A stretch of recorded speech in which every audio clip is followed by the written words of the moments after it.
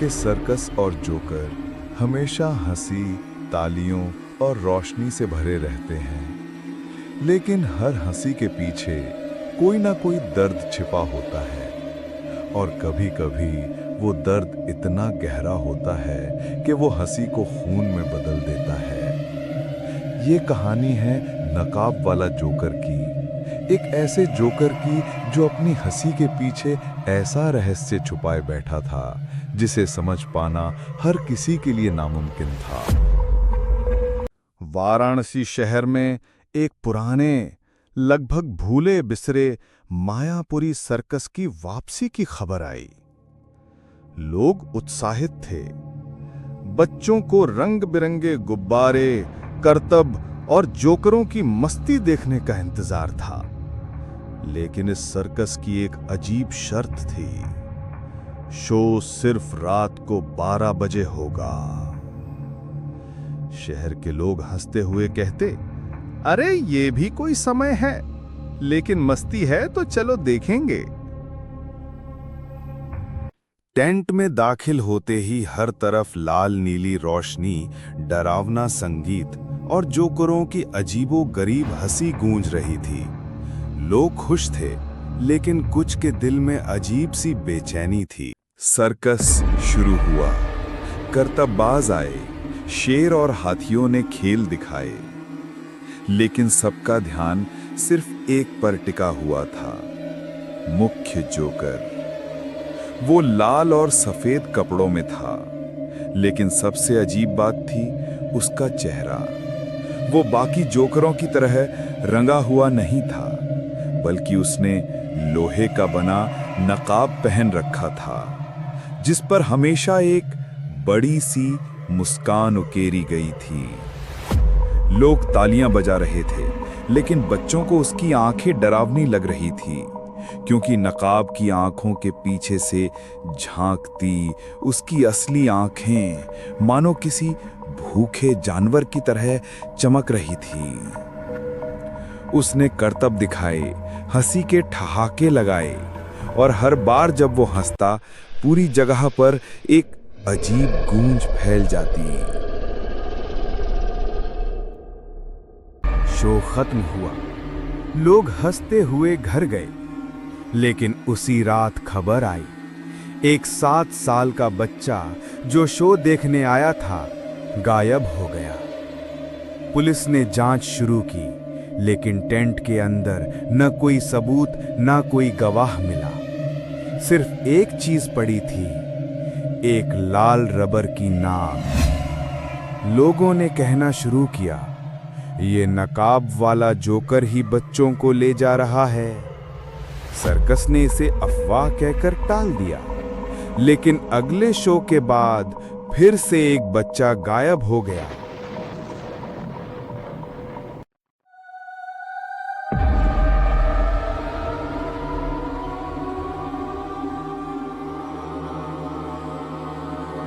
यही समय था जब आरव मेहरा, एक युवा पत्रकार, इस मामले की जांच करने निकला। वो सच जानना चाहता था। आरव ने एक टिकट लिया और अगले शो में शामिल हुआ। वो ध्यान से जोकर को देख रहा था। हर बार जब वो हंसता, आरव को ऐसा लगता जैसे उस हंसी में कोई छिपा हुआ संदेश हो। शो खत्म हुआ। आरव वहीं रुका रहा। धीरे धीरे टेंट खाली हुआ, लेकिन तभी उसने देखा नकाब वाला जोकर अकेला खड़ा अंधेरे कोने से किसी से बात कर रहा था। उसकी आवाज धीमी थी, पर आरव ने सुना, आज रात एक और चाहिए, हंसी अधूरी है। आरव का दिल जोर से धड़कने लगा। आरव ने अगली रात चुपके से सर्कस के पीछे पीछा किया। जोकर अपने नकाब को उतार रहा था, और जैसे ही नकाब गिरा, आरव का खून जम गया। जोकर का चेहरा पूरी तरह जला हुआ था। उसकी मुस्कान ऐसे फटी हुई थी मानो किसी ने उसके होठों को कान तक चीर दिया हो। लेकिन सबसे डरावनी चीज थी उसकी आंखें, बिल्कुल खाली, गहरी और अंधेरे से भरी। जोकर ने नकाब नीचे रखा और एक पुरानी खून से सनी डायरी निकाली। उसमें बच्चों की तस्वीरें चिपकी बच्चे की जो गायब हुआ था।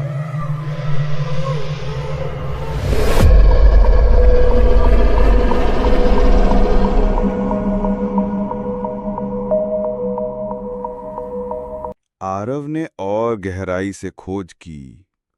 उसे पता चला कि 20 साल पहले यही सर्कस एक बड़े हादसे का शिकार हुआ था। आग लगी थी। उसमें एक जोकर रघुवीर जिंदा जल गया था। लोग कहते थे कि उसकी मौत से पहले भीड़ हंस रही थी, तालियां बजा रही थी, लेकिन वो तड़प रहा था। उसकी आखिरी चीख थी, अब मैं तुम्हें हंसी दिखाऊंगा, ऐसी हंसी जो मौत बन जाएगी। लोगों को विश्वास था कि नकाब वाला जोकर वही है, रघुवीर की आत्मा।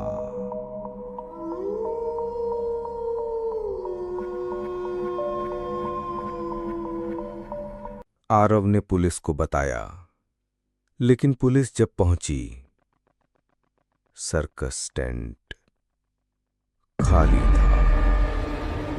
न कलाकार, न जानवर, न दर्शक, सिर्फ चारों तरफ लाल गुब्बारे बिखरे पड़े थे। बीच में नकाब रखा था और पास ही खून से लिखा एक वाक्य, हंसी कभी नहीं मरेगी। लोग आज भी कहते हैं कि अगर आप मध्य रात्रि को किसी सुनसान जगह पर सर्कस जैसा टेंट देखें, तो वहां से बच्चों की हंसी और जोकर की गूंज सुनाई देती है। आरव भी उस रात के बाद गायब हो गया। उसकी डायरी में सिर्फ एक आखिरी लाइन मिली, वो इंसान नहीं है, हंसी का अंधेरा है।